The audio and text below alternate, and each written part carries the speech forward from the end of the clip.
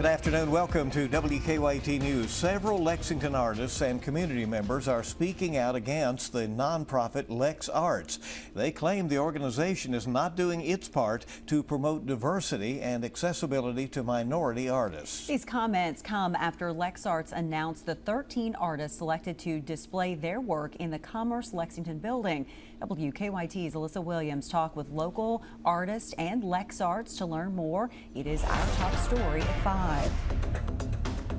It was last month that the nonprofit Lexarts announced 13 artists from across the region whose art will be displayed in a Lexington office space, leaving people to speak out, but not because of who was selected, but more so because of who wasn't. The 13 artists selected appear to be all white and around the same age. For former Lexarts board member Bryce O'Quay, he says people are pointing out a lack of diversity. Oftentimes when people think of an organization like Lexarts, they don't think of a person that looks like myself.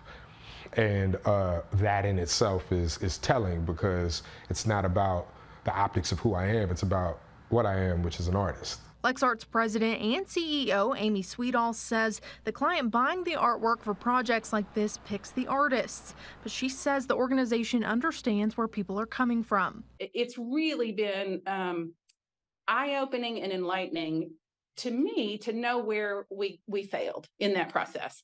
And I think that I've had a lot of talk with my staff and board about how we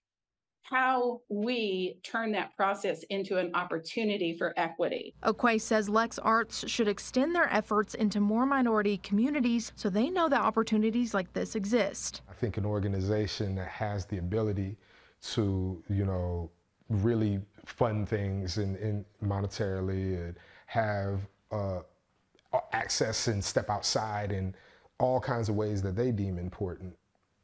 Well, if this is important to you, that's the same energy and effort that you'll place into going outside for those communities as well.